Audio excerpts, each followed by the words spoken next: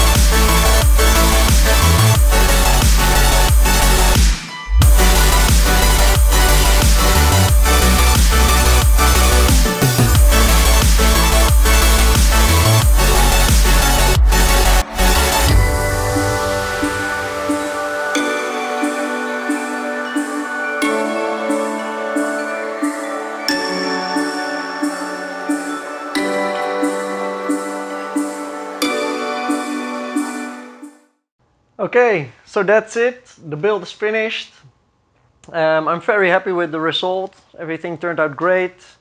I could also easily route the cables for the 24 pin and the GPU. So it looks very nice, and I hope that my friend is happy with it. So I'm going to deliver it soon. Do you want to know what you will do after you build your PC? Make sure you subscribe, because next week I'm gonna tell you all about that. So make sure you subscribe, give this video a like if you liked it, and leave a comment down below what you thought of this build. And I'll see you guys next week. Bye!